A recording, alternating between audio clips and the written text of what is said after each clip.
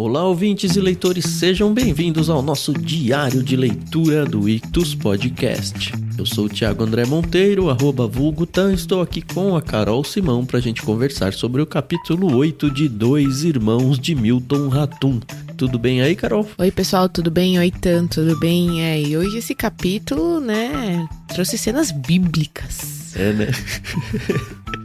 Literalmente ou não? Não é literalmente, mas a expressão tá aí no livro. A gente vai chegar lá. Tenho que dizer que a gente se segura na leitura pra fazer as gravações, né? A gente fez a leitura do capítulo 8. É o penúltimo episódio, porque do 9 até o 12 são só capítulos super curtinhos. Me dá duas agonias. Uma é ter que parar antes de continuar a leitura, porque a gente gosta de gravar antes de ir adiante, pra não ter spoilers mesmo quando a gente vai gravar. E a segunda agonia é ver que tem gente lá no Discord que já leu e eu não posso ler de jeito nenhum.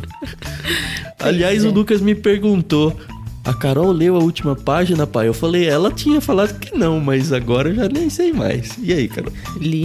Ai, meu Deus. Eu li, gente. Que tristeza, Carol. Então, pois é. Mas eu não vou falar nada, não. No último episódio a gente comenta. Acontece. Sabe, essa é a desvantagem do livro físico nas minhas mãos, tá? É porque eu sou muito tentada. E essa história, ela é tão bacana. Tem que colar com o durex a última ali, assim. Começar a fazer isso pra ver se dá uma amenizada. Porque, putz grila. E é tão curtinho. E assim, por exemplo, a última página do livro, ela tem um parágrafo, que é o último parágrafo. E tem um meio parágrafo que começou na página anterior. E aí eu não li. Eu só li o último parágrafo. Não li o parágrafo anterior. Ah, quando é assim, você lê a última página mesmo que comece no meio, assim. Exato. Então, assim, peguei só o finalzinho. Nossa, mesmo. Até pior, né, Carol? Eu não sei, porque aí se eu for pra página anterior, eu vou querer ler a página inteira. Enfim, gente, são manias, né?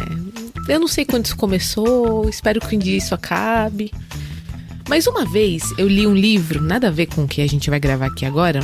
Eu li um livro de um escritor brasileiro, eu não lembro agora o nome dele, mas o nome do livro é Os Filhos do Fim do Mundo. É um livro sobre apocalipse e tal, é interessante, tá? E aí no prefácio o cara falou: e você que critica quem lê a última página, faça um favor, pare tudo que você está fazendo e vá ler a última página desse livro.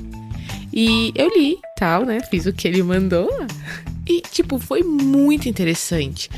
Tá, que esse livro tinha essa intenção, entendeu? Mas eu sou assim, gente, fazer o quê? Eu até compartilhei com o pessoal do irmãos.com. A gente tem um grupo no Telegram. A última página. Não, claro que não. Nunca faria isso. Não, mas eu compartilhei uma cena do filme Quando Harry Conhece Sally, que é de uma... É da Nora Ephron, que é uma roteirista que eu gosto muito. E tem uma cena que o Harry fala pra Sally: eu sempre leio a última página de um livro, porque se eu morrer, pelo menos eu vou saber o que aconteceu no final, entendeu? Eu não vou morrer com aquela dúvida. E, gente, é isso, entendeu? Se eu morrer antes de terminar de ler Milton Ratum, Os Dois Irmãos, pelo menos, mais ou menos, eu sei o que vai acontecer no final. Prefiro a surpresa. Bom, que tristeza, né, Carol, que você fez isso. Mas fazer o quê? Já foi. Como disse você num outro episódio aí, cada um com o seu cada qual, né? Não, é cada um com o seu cada caos. Caos? É, nossa. Exatamente. Tá bom.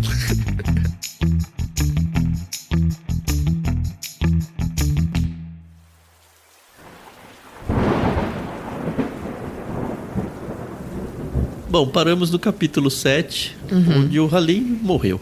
Isso. E a gente ficou bem triste, eu pelo menos fiquei bem triste. Ele também. Aparentemente chegou em casa de madrugada, se sentou no sofá e morreu lá e pronto, acabou. E a casa amanheceu, nem sei se amanheceu, né? Mas enfim, madrugada dentro aí, a casa percebeu que ele estava lá e que ele estava morto. Isso. E é assim que a gente entra no capítulo 8. E cara, esse capítulo deu muita raiva do Omar. Mano, que ser humano ruim, cara. Que gente... meu Deus. E não só na cena do pai morto, né? Em tudo, cara. Ele é impressionante. Ele tá descontrolado, né? Se é que alguma vez, em algum momento, ele teve controle, né?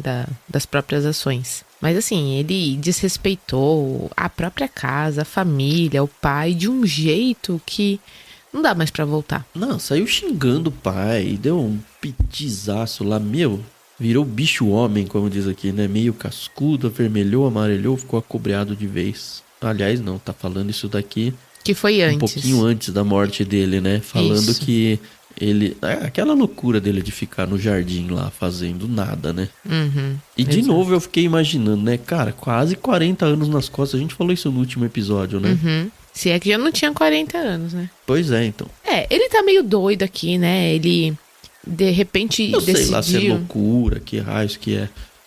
não é o juízo perfeito de um ser humano, né? Fazer o que ele faz. Enfim, mas pra mim o mais grave é quando o pai dele falece, né? Fica ali, e a gente viu no episódio passado que ele morreu sentado no sofá que ele gostava. O desrespeito do Omar com o corpo do pai, né? Porque ele ignora total o luto ali da mãe, da irmã, da própria Domingas. E ele vai pra cima do corpo do pai, entendeu? Só não... Não, segura a cara dele. Mano. Começa a apontar o dedo, falar, e agora? Você vai bater no seu filho? Você vai acorrentar o seu filho? E aí só não é pior, porque aquele vizinho, o Talib, que é o viúvo, né? Ele vem e segura o Omar e fala, para. E aí eu gostei dessa parte, porque aí o narrador... Não só ele, né? O narrador entrou na dança aqui o também, narrador né? pega ele, joga ele lá no quintal. Aí o Omar fica todo machão, né? Pega lá um facão que ele tava usando pra usar no jardim e começa a ameaçar o narrador. E o narrador, vem, pode vir, vem, eu quero ver agora. E aí fica aquela situação tensa, né? Será que vai acontecer alguma coisa? O narrador não é mais criança aqui, né? É maior de idade já. Exato. Mas a gente vê que o Omar é muito... sabe aquele cão que ladra, mas não morde? Pelo menos com o narrador foi assim. É covarde. Depois que ele vai fazendo Yakub aqui nesse capítulo, é um outro símbolo de covardia na vida dele. Meu Deus do céu. E a gente vê uma Zana enlutada, né? Pela morte do esposo. E aí... Nossa, super, né? A gente percebe o quanto realmente ela gostava do Rabin só aqui, né? Porque e acho que ela só percebeu aí mesmo, exato, viu? Quando perdeu, né? Quando ela Tem tanta perdeu. gente que faz isso, né? É complicado, né? Porque ela sente a falta do marido e a gente percebe que o marido também, ele era aquela figura masculina dentro da casa, né? De trazer segurança, de cuidar de certos detalhes da casa, não só da Zana, né? Porque começa a falar que a casa começa a desmoronar sem o Halim. Então você vê que ele era aquele ponto, né? Não um ponto de equilíbrio, mas ele era aquele ponto que você olhava e falava assim, ok, tem um homem aqui dentro de casa que vai cuidar. E se você parar pra pensar, quem segurava o Omar de fazer as loucuras era pelo menos a presença do Halim, né? Porque depois que o Halim morre, o Omar fala, pode tirar as fotografias do meu irmão, não quero saber de mais nada aqui, na sala não é pra ter fotos do Yakub, não quero que fale dele. Putz, isso é muito triste. Nossa, eu fiquei muito emotivo na hora em que ela vai sozinha, né, pra sala, quando o corpo dele tá lá ainda, né? Ela vai... ela tá super enlutada, né? Zana trancou a porta da casa, se debruçou sobre Halim chorando, depois tirou o lençol que lhe cobriu o corpo, né? O Talib, acho que tinha colocado um lençol nele. As filhas do Talib. E pôs as mãos no rosto dele, nas costas, como se o estivesse abraçando.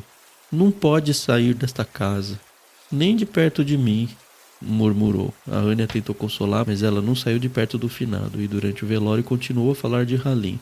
E aí depois ela entra numa cena bonitinha que eu achei, que é ela lembrando de quando ela era solteira, né? Sim. Que ela fala até que era uma magricela e tudo. E aí a gente descobre que ela tinha sim encontrado os versos, né? Achei tão legal isso. Os com os versos gazais, do né?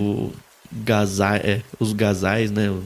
Acho que acredito que seja um tipo de poesia esse gazal aí, né? Não fui atrás da palavra. Mas ela tinha lido e aí achou super legal. Aí ela fingiu que não leu e entregou pro pai. E nunca contou pro Halim, olha só que coisa. Isso é muito legal, né? Isso é muito bacana. A gente vê que o Omar, ele vai pro enterro, mas ele fica distante. O Yakub não vai pro enterro. E o Yakub nem vem, né? Mas manda uma uma coroa de flores, né? Com um epitáfio, que traduzido em português é saudades do meu pai, que mesmo à distância sempre esteve presente. E a gente vê que a presença do Yakub, apesar dele estar em São Paulo, começa a ficar mais presente na casa. Começa a encher a casa. E aí eu gostei dessa parte, porque aí a Zana, ela faz uma coisa que ela devia ter feito 40 anos atrás, na educação dos filhos. Que ela começa a repreender o Omar pelas atitudes dele. Pô, assim, passa mais de semana pra ela fazer isso daí, né? Ela não esquece, né? Pois é, mas será que você esqueceria? Ah, não dá. Não dá. Não, foi muito legal, né? Então. Chega de bancar o coitadinho, chega de esfolar as mãos, ela brigando com ele no quintal lá, né? Chega de esfolar as mãos e os braços com esse trabalho de péssimo jardineiro. Agora tu não tens pai, deve procurar um emprego e parar com essa mania de desocupado. Vai te olhar no espelho, teu pai não suportava te ver assim. Não aguentava ver uma vida desperdiçada. Não merecia ouvir aquelas torpezas. Um homem morto. E aí, o caçula obedece, né? Não voltou mais pro quintal, abandonou tudo lá. Claro que ele não resolvia nada, né? Não, então, a Rani ainda oferece um trabalho pra ele na loja, o que eu achei também um fim da picada, mas enfim, pelo menos é um trabalho. Mas, cara, ele continua sendo o imbecil que ele é, né? Trabalhar contigo, não sabes dar um passo sem consultar o teu irmão. Ah, meu, vai te catar, mano. Né? Não, e Rani ia ficar calada, né? Porque se fosse nos tempos 2023, do jeito que a mulherada agora consegue se expressar sem tantos problemas, ele teria ouvido poucas e boas. E aí mas ela ainda dá uma grana depois pra ele, não dá? Fica dando uma mesadinha. Rotineiramente. É isso, né? A gente sabe que uma vez pau que nasce torto, nunca se endireita. E aí a gente vê que ele começa a dar aqueles perdidos de novo, né? Ele sai, ele não dá satisfação, fica parecendo um louco andando pela cidade. Aí ele começa a falar, Manaus tá diferente. O Verônica fechou, não sei o que fechou, agora só tem estrangeiro. Aí eu fico pensando, putz, só tem estrangeiro e você é o quê, né? Tudo bem que ele é brasileiro, né? Mas a família dele é libanesa, né? Aí eu achei muito interessante que ele fala assim, Manaus está cheia de estrangeiros, mama. Indianos, coreanos, chineses. O centro virou um formigueiro de gente do interior. Tudo está mudando em Manaus. E aí a mãe, é verdade, só tu não mudas, Omar. Continuas um trapo. Olha a tua roupa, o teu cabelo, a hora que tu chegas em casa. E, gente, mãe tem esse poder, né? Às vezes você vai falar, mãe, olha, um tênis novo. Mas aquele que eu te dei, você usou até acabar, sabe? Mãe sempre consegue transformar qualquer comentário. Tem um curso de mãe, Carol? Eu vi na internet um videozinho falando que logo que nasce ela já recebe no hospital já o curso de mãe. Exatamente. As frases prontas.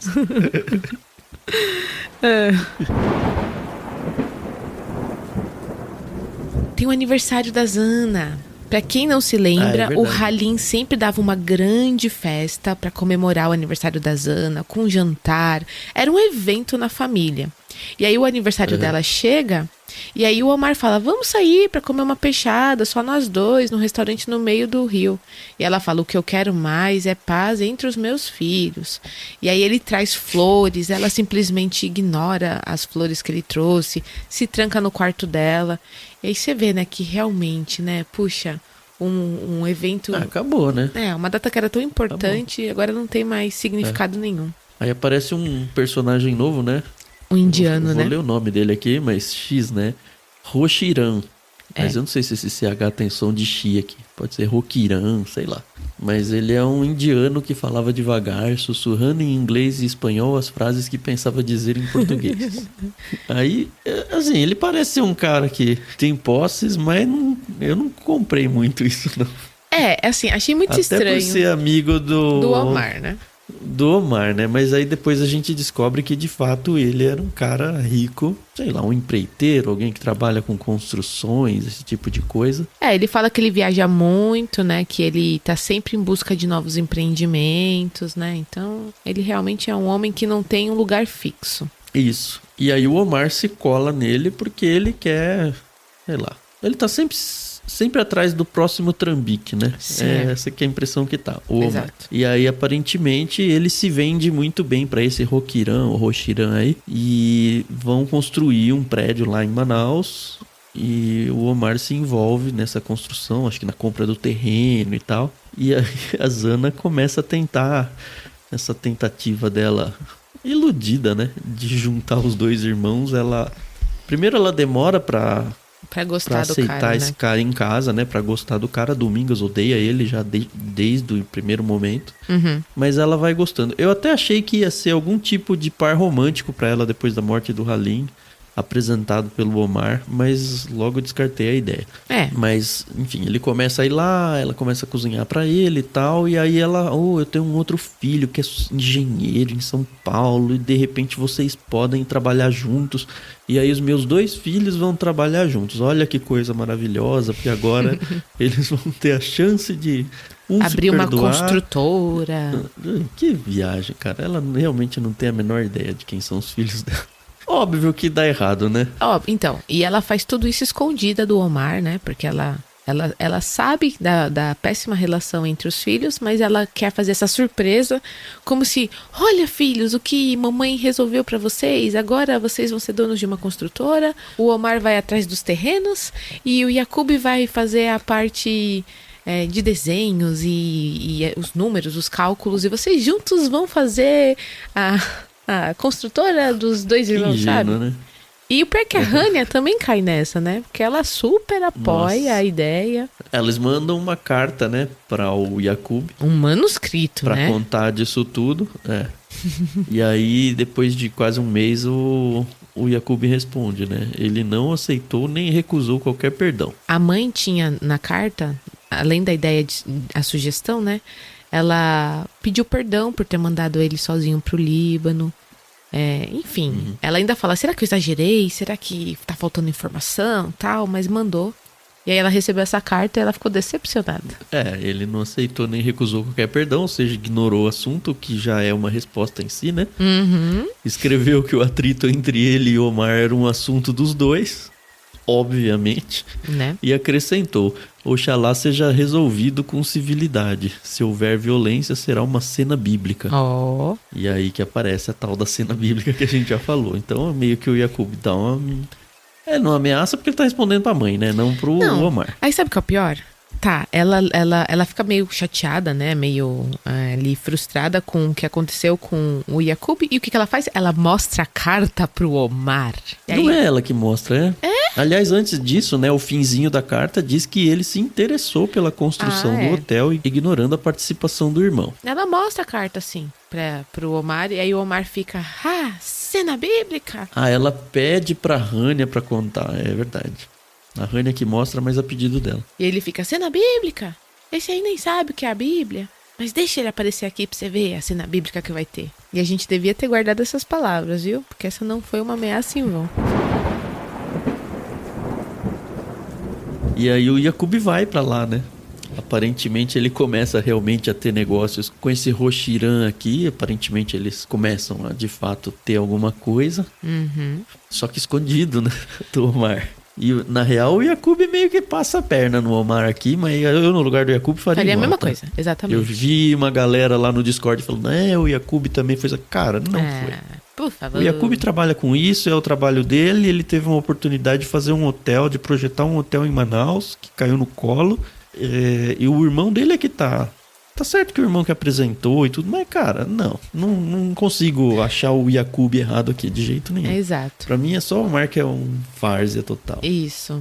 E aí o Yaqub, ele vai em casa e tá o narrador lá, tal. E aí, de novo, é aquela coisa, né, que o narrador sente, né, da relação entre a Domingas e o Yaqub. Parece que eles têm alguma coisa, mas ao mesmo tempo a Domingas fica muito preocupada de alguém chegar e ver. E ele fala, não, fica aqui comigo, senta aqui na rede comigo. E ela, não. E ela tá muito bonita, né, porque... vestido novo, perfumada, lábios pintados de batom vermelho. Dá muito indício de que, de fato, é um par romântico do Yaqub, ou foi, pelo menos. É muito mais do que uma presença materna. Isso o narrador tá vendo, né? Vendo aquela cena. Chega o Omar na casa. Lembrando que a Zana não está em casa, nem a Rania. Só tá o Yaqub, a Domingas e o narrador. O Omar chega e ele já chega com sangue no zóio, entendeu? Sangue no zóio. Não, e antes a Domingas e o narrador, que a gente não tem o nome, né? ficam, não, vai embora, Yakub, vai embora, porque eles já pressentem, ele vai chegar e vai dar uma coisa Vai muito dar muito ruim, né? ruim. Mas ele fala, não, eu tô na minha casa, eu não vou sair, essa não é minha casa, eu vou ficar aqui. E deita na rede e fica de boa. E aí o Omar já chega dando uma surra no Yakub. Quebra 2 dedos da mão esquerda, quebra dente. Não, e com ele deitado na rede, né? Sem chance de Nossa. defesa, né? Isso aí é atirar pelas costas, cara. Então, Ridículo. é. É ridículo. Aí eu fiquei pensando, que cena bíblica podemos comparar? A volta, né, do, sei lá, o apocalipse. Não, covardia total e absoluta, é só isso. Não, foi muito tenso. E aí, tanto que tem um cortiço perto da casa e é o pessoal do cortiço que chega pra tentar apaziguar. Aí o Omar percebe que tem outros homens e aí ele vai embora, né? Levam o Yakub pro hospital. O Yakub não quer dizer nada pra mãe. Olha, não conta pra minha mãe que eu tô aqui. Fala que eu já fui embora pra São Paulo. A Zana fica super chateada. Porque, poxa vida, como assim meu filho foi embora sem se despedir? E aí a cereja do bolo chega. Que é a bendita da carta do Roshiram pra Hania. Dizendo, eu fui enganado pelos seus 2 irmãos. Eu quero o dinheiro da compra, mais a comissão do Omar. E, porque nessa... Foi super caro, né? Foi super caro. Nessa briga entre o Omar e o Yakub, o Omar rasgou todos os desenhos que o Yakub tinha feito do projeto. Só que o narrador guardou, né? Enfim, ali, o que Os restou. rasgos, né? É o papel rasgado, né? E aí o Roshiram agora quer processar o Yakub e o Omar, que é o dinheiro dele de volta, não quer mais fazer negócio com os dois. E a Hania, né, coitada, não tem nada a ver com rolê. Me dá alguns meses que eu vou tentar resolver aqui minha vida. Poxa, eu mandava... E paramos assim, Não. que capítulo legal, né?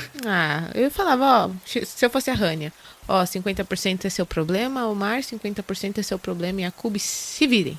Eu vou aqui pra minha lojinha, né? Viver minha vida, caramba. Essa daí, coitada, sabe Jonas Brothers? Você conhece a banda Jonas Brothers? Conheço, mas só o nome. Tudo bem. Se você tentou falar alguma coisa pra eu entender algum contexto, Não, eu peguei. ainda vou chegar no contexto. São 3 irmãos, o Kevin, o Joey e o Nick.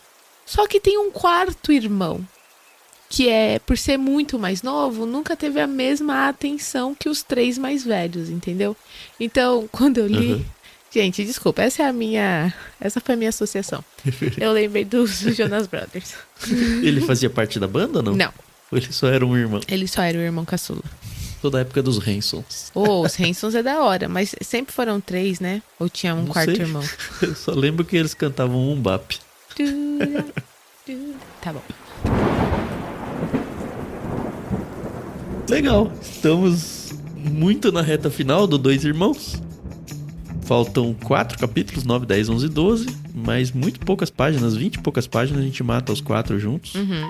Então a gente concentra todos eles num último episódio, que virá logo mais. Lembrando que esse livro, ele está na lista da FUVEST a partir de 2024, né? Então, a gente tá fazendo a partir de 2024, mas quem for prestar vestibular aqui no fim do ano de 2023 já tem que ter lido esse livro. E eu acredito que vai ficar por muitos anos aí. Normalmente fica, né? Sim. E é muito interessante porque foi uma escolha, acho que muito acertada do pessoal que planeja aí o vestibular da FUVEST, porque eu tenho muita curiosidade para saber qual será a questão relacionada a esse livro. Porque assim, deve ter alguma coisa de contexto familiar, vamos ver, né? A gente lidou aí pela Guerra Mundial, pela Segunda Grande Guerra Mundial, teve um pouco da ditadura, né? As mudanças em Manaus, porque antes Manaus era realmente um polo comercial, né?